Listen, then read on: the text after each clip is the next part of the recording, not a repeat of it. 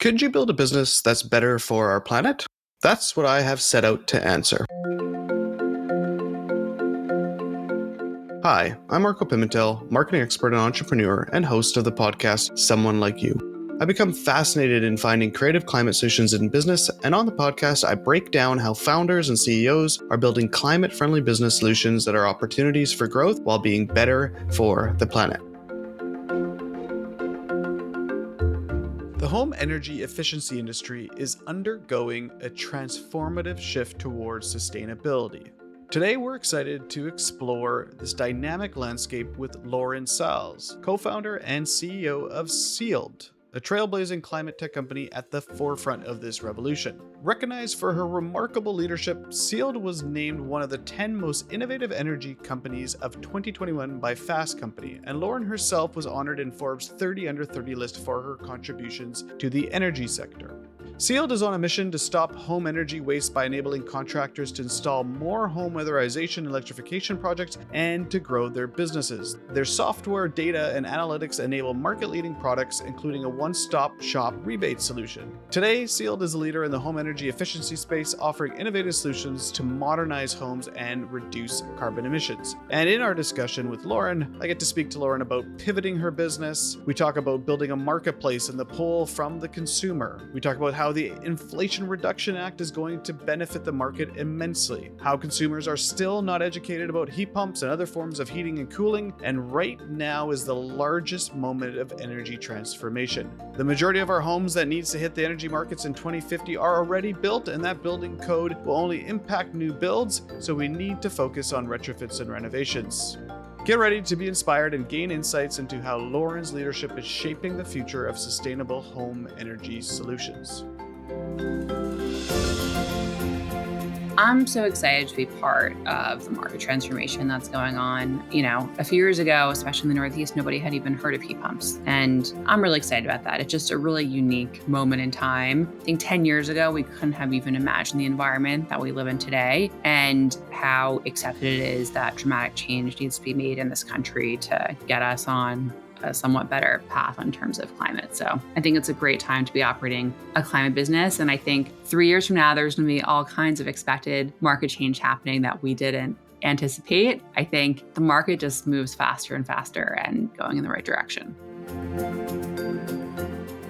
Welcome to the Someone Like You podcast. Lauren, you founder and CEO of Sealed. We have lots to discuss. I would just love to get a little bit of background. We always love to kind of find out, how do founders get into building a climate-based business? And, did you have any correlation to thinking about climate before? How did you kind of make that connection when you thought about Sealed? That's a great question. I'll say that my background before I started Sealed is not in the energy space. I came from the finance world, and I didn't know too much about the space until I met my co-founder, Andy. And right away, I was very intrigued by the climate space, and particularly in energy efficiency and electrification. And what really stood out to me is that single family homes in the US make up around 20% of greenhouse gas emissions. And there's already technology that exists that could completely decarbonize homes, but very few customers are adopting it. And these are typically projects that have good ROI. So that was very intriguing to me. And then I decided to come into the climate space. Back then, it was called clean tech. And then I never really looked back.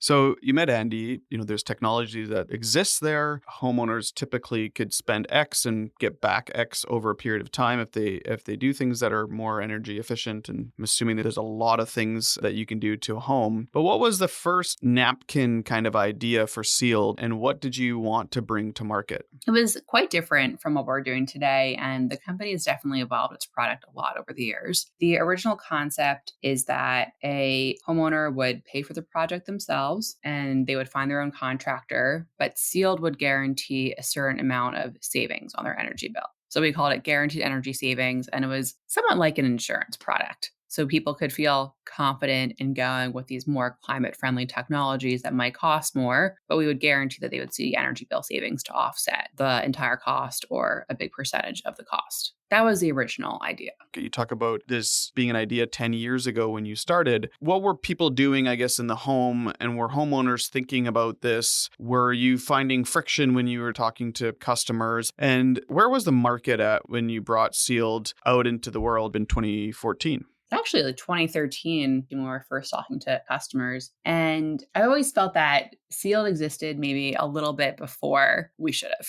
I think the market wasn't quite ready for a lot of green products. And frankly, the biggest impact products that we have today, like heat pumps, for example, didn't work very well in cold weather climates. So in fact, originally we had nothing to do with heat pumps. When we originally started the company, we were pretty focused on insulation. And then we also did some HVAC, but it was more getting people to install a more efficient gas furnace or switch from oil to gas. So very different landscape than you have today when everything is about electrification. The other thing, and this is really still the case today, but very fragmented market from a contractor perspective. There were a few larger players who were doing retrofits at scale, but a lot of mom and pops, and that's still very much the landscape today. So that amount hasn't changed. The huge thing that's changed over the past 10 years is the amount of capital that's available for companies working on climate-focused businesses. 10 years ago, even 5 years ago, really, people did not want to invest in what was called clean tech back then because there had been a lot of failures in the 2000s with a lot of software investors investing in hardware, and it didn't turn out too well for most of them. And so getting capital was a huge challenge back then.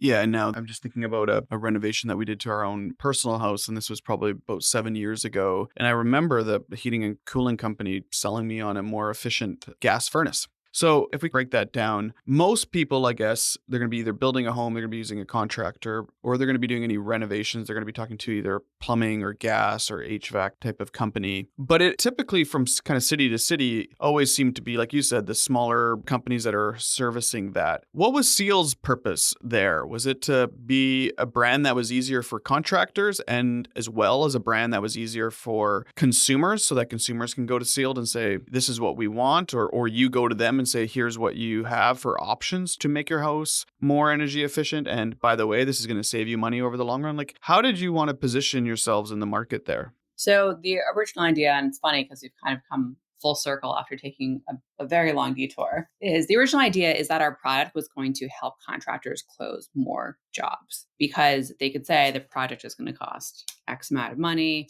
And then there's this company that feels so confident in our quality of work that they're going to guarantee you savings of Y amount. And it really was to help contractors close more deals because back then, and we still believe now, that contractors are really at the forefront of getting homeowners to adopt these technologies. But for a good part of our history, and this is actually what we're best known for, is we had a direct-to-consumer brand for a long time where we worked one-on-one directly with homeowners. But that came a little bit after our original guaranteed savings idea, probably 5 years after. So you built the market where you would go to a customer and a customer knows that Sealed's not going to be installing it. You're going to be using Sealed's partners to install, but that the relationship would be all with Sealed. The rebates, the pricing, the insurance, the fact that you're going to get these savings, as well as all the work that's going to be done and everything's going to be signed off. The entire process was done through Sealed. Yes, that's correct. Because what we found, and I think this has to do with how early we were in the market, is that customers were really looking for a one-stop shop for everything. They wanted the same company to be designing the system,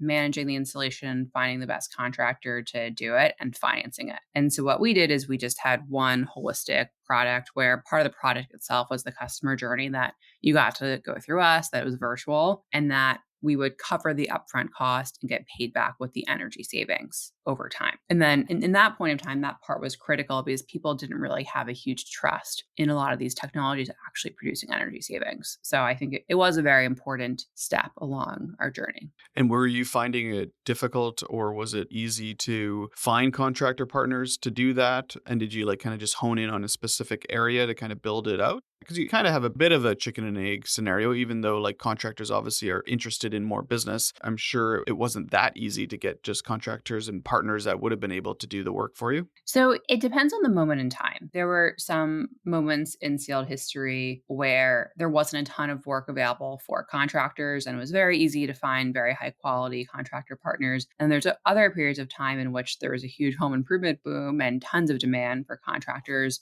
to get business on their own. And so we found it a little bit more challenging, although for the most part, we are always able to find the amount of contractors that we need. Just sometimes our wait periods for our customers would extend out a while, which wasn't the greatest for us. And I think it just depended on the macroeconomic conditions, basically. But even when there was a ton of demand for contractors' work, there were plenty of contractors who still preferred taking our jobs over their jobs, because with our jobs, we dealt with everything on behalf of the customer and we paid on time. And so those are two things that can be very critical for contracting businesses. Yeah, and before we get into a bit of the customers and the marketing and the challenges there, fast forward to today in 2024, what's the business model now for Sealed in terms of for contractors as well as for customers and homeowners? So, right now, we are the easy button for contractors to access rebates. There's around $3 billion of rebates available annually for this type of work, meaning insulation,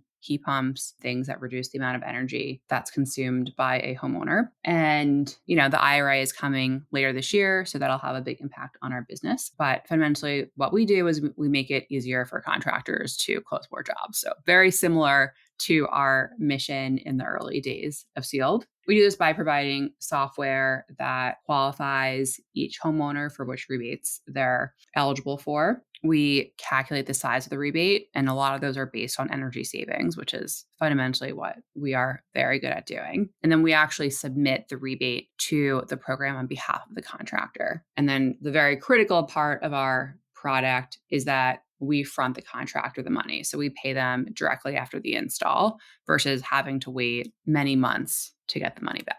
Wow. So the contractors have that relationship with the customers. You've removed yourself from that step and you make it a really, really great tool, almost kind of like a home warranty type of system where you come in and you work with the contractor to sign off on the job. You pay them so they get their cash up front, and then they know that any of the rebates to the customer, I guess, are handled by you as well, or does that money go back to the contractor to then rebate to the customer? How does those mechanics work? So what we're doing is we're fronting the rebate to the contractor and paying them in a very timely fashion.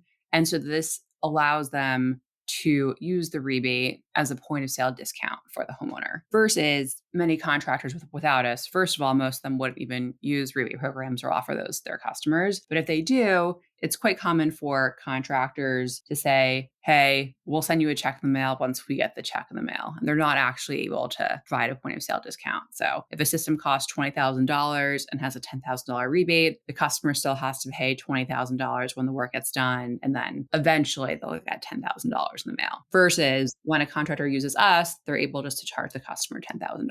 Yeah, it's kind of like taking a Tesla off the lot with any government rebates. Tesla would handle those government rebates, and you drive the car off the lot and it's $10,000 less. It's the kind of the same idea. You get people right at that decision point that they're going to see that money come off of it, which is incredibly smart. So like, how do you help the contractors with this solution? Is there things that you can do outside of the money being upfront? Is there any education that you provide to the contractor to provide to the customer to make that easier as a sale? Because like thinking about that example of if the contractor is the one that's working with that customer and they have that relationship, you want them to use a heat pump, don't use a natural gas furnace. So like, do you help in that kind of point at all? We do. And actually, that's one of our top requested things from contractors is can they have materials on the benefits of heat pumps or heat pump hot water heaters? And fortunately, from our direct-to-consumer business, we have a ton of those materials. Because I think part of the public policy question is how can you get contractors to recommend heat pumps instead of gas furnaces when they're very used to selling gas furnaces and there's a lower ticket price and it's just a little bit more comfortable for them to sell. And we have a ton of experience selling that.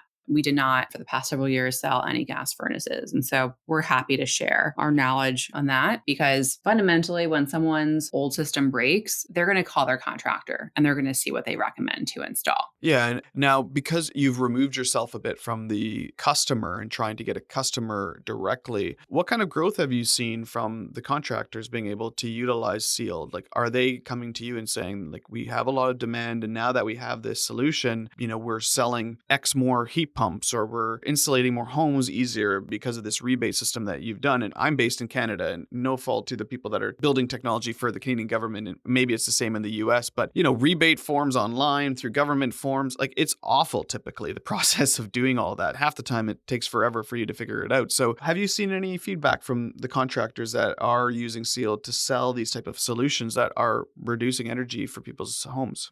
The feedback from contractors has been phenomenal. And that's the biggest reason why we've pivoted our entire business to be centered around this particular product line.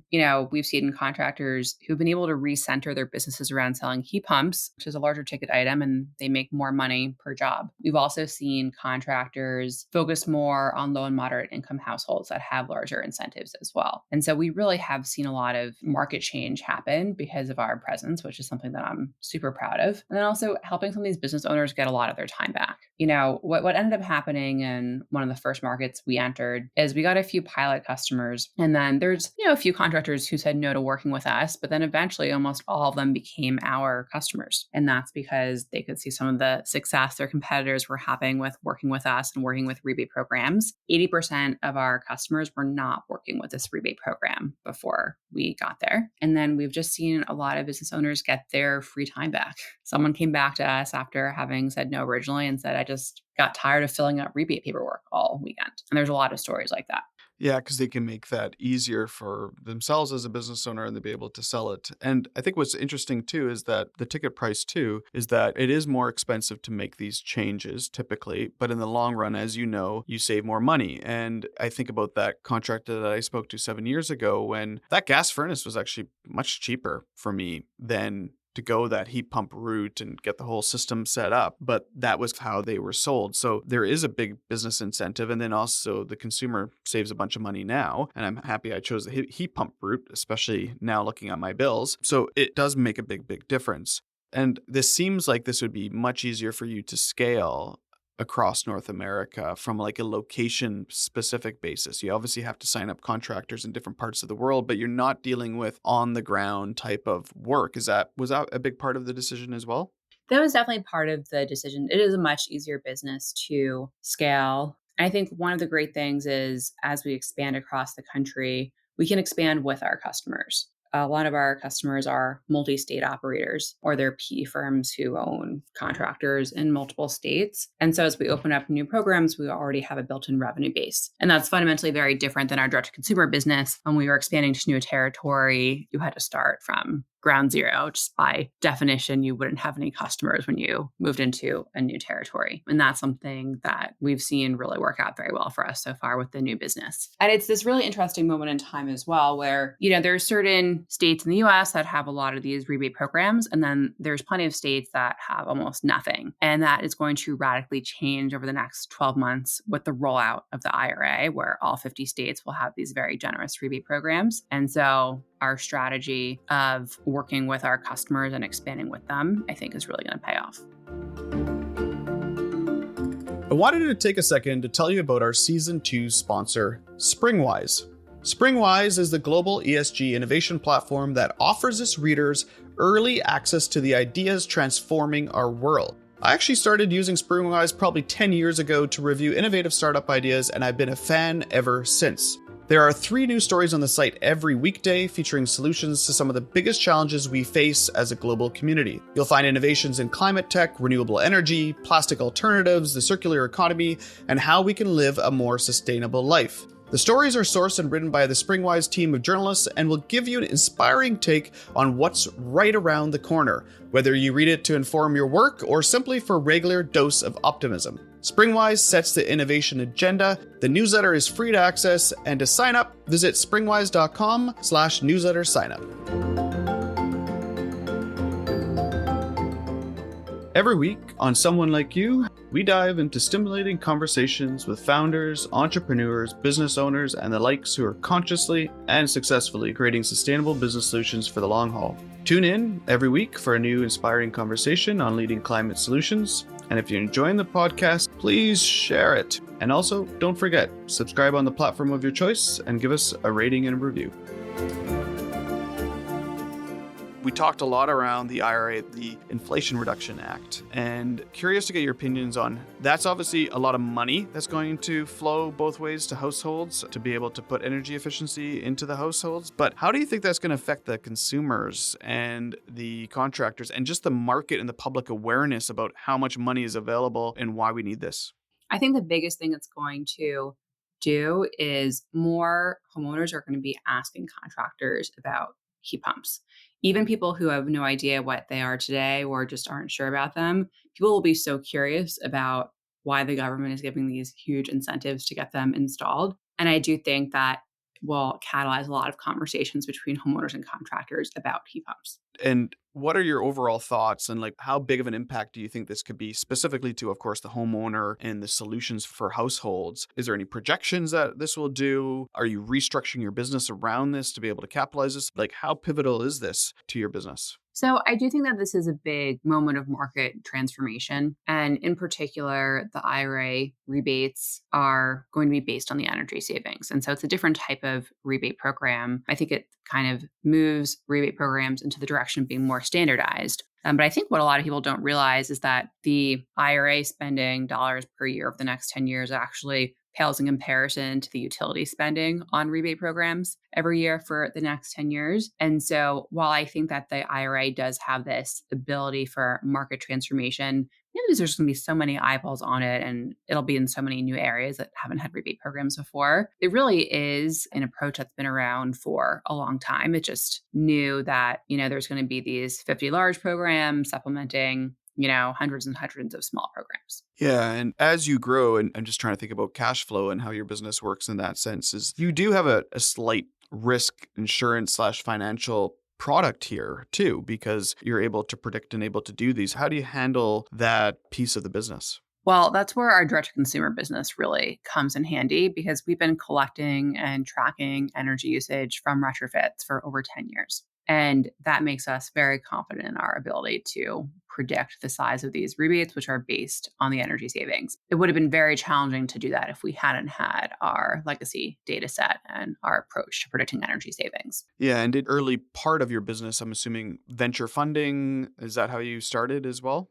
Yes. So we originally raised money from angel investors. There was not a lot of institutional capital available for climate companies at the time. And then eventually we got institutional funding around 2019. But that was, 6 years into the company's history. Thinking into the future, obviously there's two sides to this. One, this podcast really is about, can you build a business that's better for the planet, but can you also build a really, really good business? And so you're seeing what it sounds like is a ton of growth from a business perspective. But that also means that the tail end of all of this success is that we drop our energy usage. And like you said, there's tools that are out there to be able to do that. That was really, really impactful. So how do you think about the next kind of 3 to 5 years and where you're going to take this, both from a business and impact perspective? I'm so excited to be part of the market transformation that's going on. I think that heat pumps are going to become the default HVAC system to replace your system with over the next 3 to 5 years.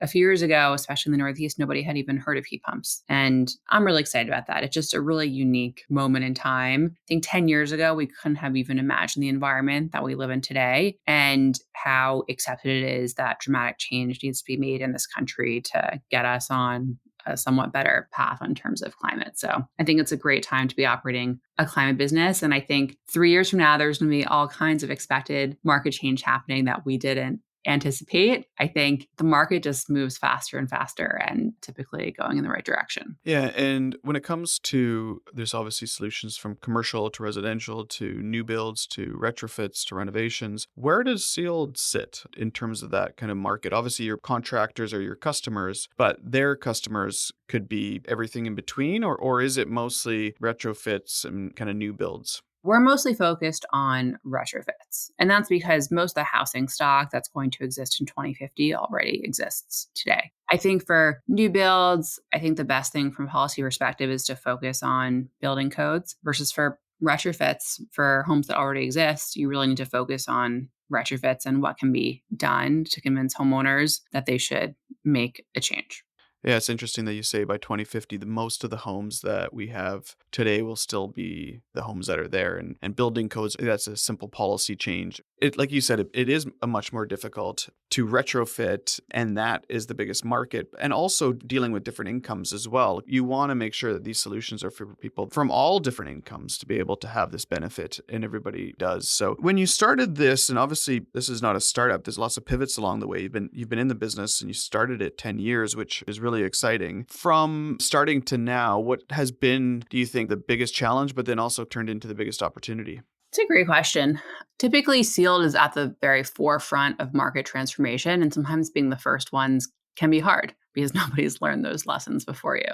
And so most of the things we do are pretty innovative and on the cutting edge. And I love that. I think that's really exciting to do things that someone hasn't done before, but it means that there can be a ton of twists and turns. Your customer now being a contractor, you mentioned PE companies or maybe franchise companies that are doing this type of work is really great because that allows you to expand across North America quite quickly as you expand your program. But how important is onboarding new contractors and how do you do it? And is that sales initiative? Is that a bit of marketing, a bit of both? How are you getting those new customers? Really, it's a combination. We don't have a marketing team, so it's not through traditional marketing or paid marketing. I'll say that typically in a market, the initial first few customers we get are people that they're not already our existing customers. It's really from cold calling. And by cold calling, I mean walking into a contractor's office and asking to speak to the owner. And that's actually pretty effective. People are interested and intrigued to learn about rebate programs. And for us, we don't charge any software licensing fees. Contractor just pays us per rebate that they do through us. And so it's actually very effective to just go and talk to them. So the contractor pays you, like your business model is on like a per rebate basis or a percentage of a rebate?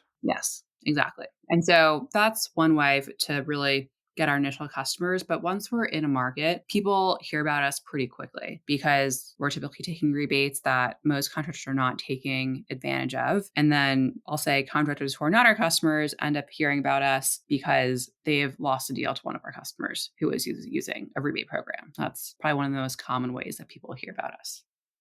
Yeah, I could see that being really interesting where, as you keep growing and scaling, you're probably going to have some pretty impressive data on the close ratio that Sealed provides contractors for these type of jobs by being upfront with the customer. And once those contractors see that as a competitive edge to sell, it's going to be a huge game changer for other contractors to say, well, we have to be offering this type of service, right? And I guess one of the questions is, do you think you ever go to the consumer route? So just thinking about like Google or Nest, the thermostats, right? Like they went direct to consumer first. So do you think Sealed plays there at all? Obviously, you have a bit of that halo effect from being direct to consumer for all those years, but is that part of the move forward plan? Yes. And this is one place where I am very excited about. And it's growing, but it's not quite there yet. Right now, very few customers are asking about rebates. They're not aware that there's a lot of them that are actually available through utilities right now. When the IRA dollars become available, there's going to be a lot of publicity around them. And you better believe that homeowners are going to be asking contractors about where their rebates are. And I think that will really transform the market and be great in terms of us acquiring more customers. Yeah, that's great to hear that the IRA has a bunch of dollars there and then they're going to be promoting it. So that kind of idea to spur that is really, really great. And you've been in the forefront of trying to convince homeowners that the energy efficiency and cost savings are here. The technology is here, and you've been in business for 10 years. What would you say to the kind of the people or the entrepreneurs or people that are sitting on the sidelines, maybe thinking about working in climate? What would you say to them about potentially jumping in 2 feet on it? I would say go for it. I mean, I think the climate space has been very blessed over the past several years to get so many great founders starting new companies, but I still think a lot more are needed. And there couldn't be a better space to be starting a company in terms of impact in terms of market potential, and in terms of doing something that's really transformative. It's still, I think, from my opinion, the very early days of climate. And I think 10 years from now, things are going to be wildly different. And what story that is the story that's going to be told by the founders jumping into the space today. I love it. Well, thanks so much for joining us. Where can listeners find out more about either yourself or Sealed or both? Sealed, well, definitely go to our website, sealed.com. We have a lot of great content on there about heat pumps and insulation, and also a lot of policy information in the IRA as well. Ask your contractors about Sealed and rebates. And thank you so much, Lauren, for joining us. It was a great conversation. Same here. Thank you so much for having me today.